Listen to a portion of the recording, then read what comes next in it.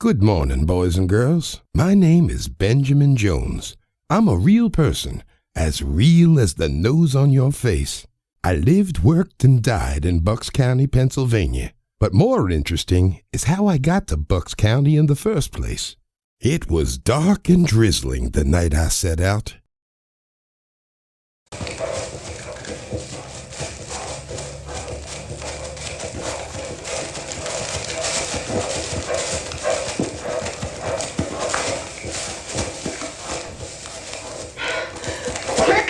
Bring them lanterns and the hounds. Loose them hounds. Something good. You see him? Yeah, I see him. He's just over there behind those trees. You, Ben, stop at once. Quick, there he goes across the creek. He's getting away. The dogs are going to lose his scent. Shoot.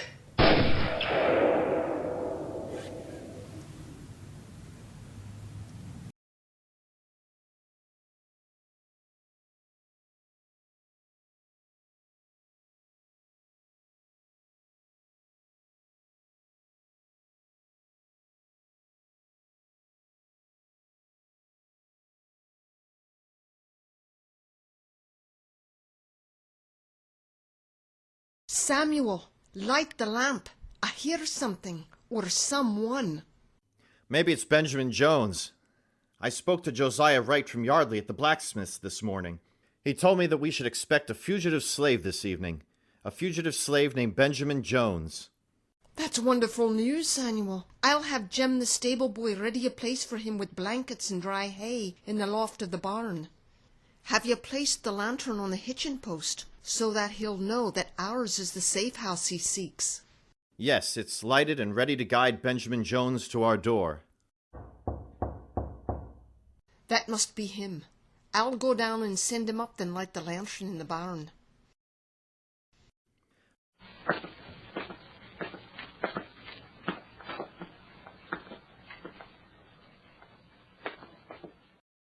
Benjamin Jones is not the first in human bondage whom we've led to Canada and freedom on a train known as the Underground Railroad. You must be Benjamin Jones. Come in, quickly. You've been hurt. Just a little buckshot. The slave catchers got me in the leg as I was crossing the Choptank River. Bled a lot, but it's just a flesh wound. Mr. Jones, it might not be the flesh wound you think it is. It may have become infected during your travels. Let Hannah bandage it for you and patch your pants. It must have been a long journey for you, Mr. Jones. No doubt you're in need of a good night's sleep. Yes, sir. I reckon I've been traveling for nigh on to 4 weeks now. Mostly sleeping outdoors. Sometimes in folks' barns when I was lucky, but not always. You'll stay in our barn for a while, at least until you've made a recovery. But it's safest for you on the mountaintop. There are plenty of caves up there, and few people go there except the churchgoers attending chapel. In fact, I know that the congregation would welcome someone near the property, keeping an eye on it. The chapel itself serves as a station on the Underground Railroad, the very same secret road you traveled to get here tonight. That suits me just fine, Mr. Yokes, but please call me Ben. Yes, taking care of the chapel would be a pleasure. You know, back in Maryland, I was a carpenter. I learned the trade from my daddy. He run the carpenter's shop on Mr. Wilkinson's plantation, and I took over once Daddy passed. In fact, I hope to earn my living as a carpenter once I earn my freedom. If you don't think me too rude, Ben, why did you leave Maryland? Were you treated cruelly? No, it wasn't that so much. You see, I got married to the prettiest little gal you ever set eyes on. Her name's Tabitha. And I'm sure you know that there ain't no such thing as a slave marriage, not in the law anyway. Why, the preacher even says, till death or distance do you part. Then we had us a little girl. We named her Jemima, on account of the preacher telling us that the name means dove. And that's just what my baby girl is, a little dove, cooing so soft and sweet. Where are Tabitha and Jemima now? Are they still on the plantation? No, you see, old Mr. Wilkinson, the old man, he treat us all pretty decent. Especially me, 'cause he and my daddy used to play together as boys, and he had a soft spot for the both of us. But then he up and died about a year and a half ago, and his son, the young master, took over running the place. The young master, he have his own ideas about how we should work, and he sold Tabitha and Jemima to his cousin who was setting up house in Fredericksburg, Virginia. So Tabby and Jemima went to Virginia, and that's the last I seen of 'em from that day to this. I never even had the chance to kiss my baby goodbye. Ben, please, if this is too difficult for you. Yes, sir, it is hard. But I made up my mind that I would get my freedom and then send back for Tabitha and Jemima. Started talking to some of the others, some men from some of the other plantations round about. 'Cause as carpenter shop foreman, I was able to travel on occasion to town, some of them other plantations, and ask around about this underground railroad. They got me set up and on my way, and that's how I ended up here with you folks. But once I get well, I mean to make my way up to Canada. Ben, I can promise you that my wife and I will do everything in our power to ensure that you reach Canada and are able to be reunited with your wife and your little girl. Thank you, sir. It's truly been folks' generosity, both white and black, that's paved my way to freedom. I'll see myself to the barn. Good night.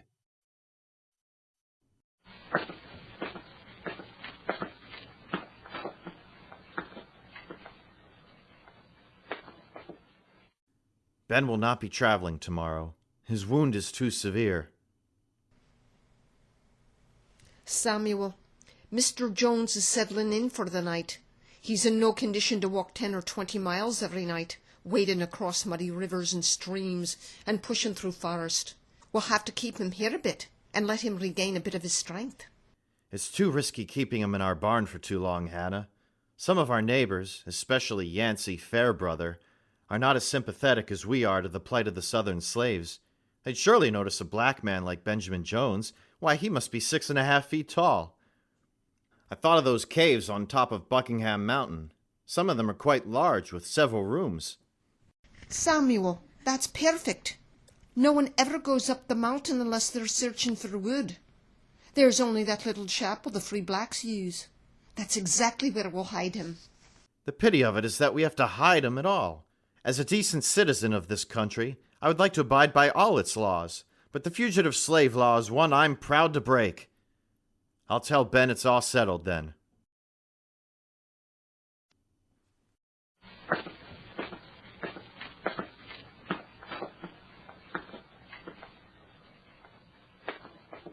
The fugitive slave law.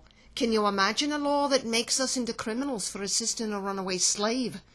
It's terrible to think that the Southern slave catchers can act freely and seize black people wherever and whenever they please, no matter if the state has abolished slavery or not. When will the people of this country realize that slavery is a crime against humanity? Our precious Declaration of Independence guarantees the rights of life, liberty, and the pursuit of happiness. Well, it sure is a beautiful morning. Feels so good to get to work after all these weeks. This old chapel here could stand a little fixing up. Make it nice here for folks when they come here for services.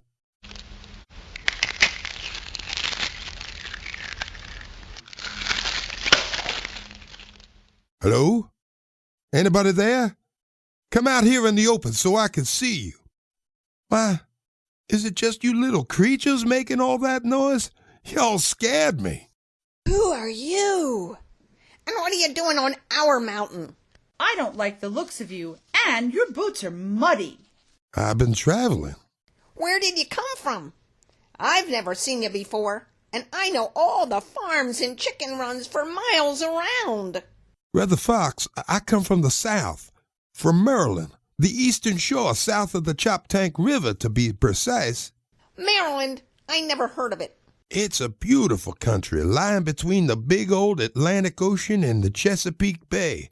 It's flatter, not so hilly like here. How come you left it if it's such a beautiful place? Good question, little brother. I left because I'm a slave and I didn't see no future there for myself. A slave? What's that? Well, that's not so easy to answer. But in some parts of this country, men can own other men. Own 'em and sell 'em just like they was a horse or a mule. That's what a slave is. Another man's property. That's horrible, Mr. What'd you say your name was? I didn't. So let me introduce myself. Benjamin Jones, carpenter, late of Camden Lane Plantation, Maryland. Pleased to meet the three of you little fellas. So let me get this straight. You were a slave in Maryland and someone owned you there, right? That's the long and short of it, Brother Raccoon. Then how did you get here to wherever we are now? I've told you 100 times, silly rabbit. We live in Pennsylvania. Right, whatever. So how did you get here, Ben? Is it okay if I call you Ben? I'd be pleased and honored if you did. As to how I got here, I hopped aboard the Underground Railroad. Now you're just pulling our legs, all of them. There's no such thing as an underground railroad. Oh, but there is, Brother Fox. Just because you can't see it doesn't mean it doesn't exist. You know the steam railroads? I'm afraid of them. They're so big and noisy, and they scream. Silly rabbit, that's just the whistle. The engineer's letting off a little steam. Good one, Brother Fox. Now, there's nothing to fear from the Underground Railroad because it's not really a railroad at all. It's just a system of people who help out, guiding slaves fleeing from the South from one safe house to the next, giving them a bit of food and some clean clothes, maybe some money for ferry crossings and the like. It's been around for years. Why did you come to Pennsylvania? 'Cause this is a free state, and there are people here who will help me get to where I want to go, Canada. Canada? That's the place I told you to about. It's up north, and it's cold. I've got a cousin, an Arctic fox, who lives up there. How did you know which way to go? Were there humans helping you along the way? No, not all the way. Sometimes, in fact a lot of time, I was on my own. You travel at night when it's safer, and you follow the drinking gourd. That's the song I was singing when you three showed up. A drinking gourd? I've never heard of a drinking gourd. What is it? Sometimes, silly rabbit, you give the term dumb bunny a whole new meaning. Hey, watch it, or I'll tell Farmer Yerkes what's been happening to his chicken. Okay, Ben. Tell silly rabbit what a drinking gourd is. Just what it sounds like. A hollowed-out gourd you dip into the water and fill up. Y'all ever looked up into the night sky? Oh, I love looking at the stars. They're so pretty. But these two have other fish to fry at night. That's when they're their busiest. We're nocturnal! Well, there's a constellation of stars up there that look just like a drinking gourd. You may know it as the Big Dipper. That constellation points to the only star that never moves. There's a star that never moves? The stars move. Who knew? For critters that live by their wits, y'all need to take some more time to look around you. Of course the stars move, except for one, the North Star. It never moves. You keep following that star, and pretty soon you'll be going north. Goodness, how long did it take? Maryland must be very far away. I've never heard of it. Is it as far as the moon? I bet it's farther. I reckon I come about 170 miles or so, a pretty fair piece. Takes a while, too. A man can only travel so far by night. Maybe 10, 20 miles if the going's good and there's a full moon. Brother Fox knows all about full moons. That's when he does his best work in Farmer Yerkes's chicken. Well, that's some story, Ben. It's been nice meeting you, and we'll be glad to share the mountain with you. Oh, and sorry I was mean to you. No offense taken, Brother Raccoon. Why, I'll eat my hat if he ain't one of them escaped slaves from down south. I heard tell them southern gents pay money, real good money, to get them slaves back. What? Huh? What in the devil is this? $200 reward. Ran away from owner George Will Wilkinson of Camden Lane Plantation, Maryland, March 28th of this year. Benjamin, commonly called Benjamin Jones, is uncommon tall, being well over 6½ feet high, dark-skinned, and wearing coarse shirt and trousers. May be wounded in one leg.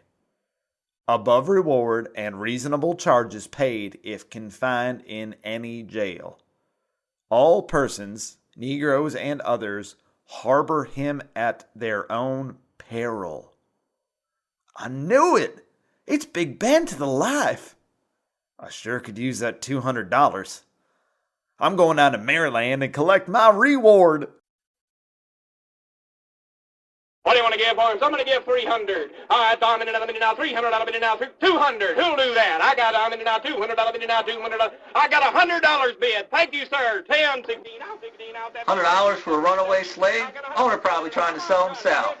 They know how to take care of old runaways on them rice plantations in Louisiana. Chain them up at night like dogs. Says here he knows the carpenter's trade. I got $120 bid now. $30 bid now. Come on, Mr. Rulli. $120 bid. 30. 30 bid now. 40. I'll tell you what, I ought to have hands all over the crowd in here. 140. I got $110 bid now. 20 bid now. 20. $110. $20. $10. $20. $20 bid now. $10 bid now. 20. I got $110. 20. I got $110 bid now. $20 bid now. $10 bid now. Who'll run away once will run again. They always do. That's why Wilkinson wants to sell them. Get him real cheap, though. Still working like that? 110, 20. I got $110 bid now. $20 bid now. Look at the blaze face, a poplar-colored rascal. If you ever wanted to earn 10, 20, I'm on the money, boys. Earn $10 bid now. $20 bid now. $10 bid now. $20 bid now. Earn $10 bid now. 20. I could earn 10 bid. $20. $20. What do you say, really? Stop!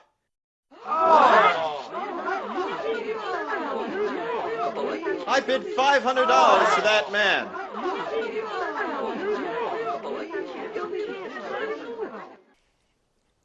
Hey, silly rabbit, remember that man from up on Buckingham Mountain?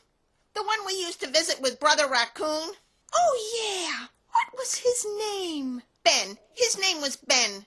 Then remember how all of a sudden we didn't see him up there anymore? Oh, I know. I was worried about him.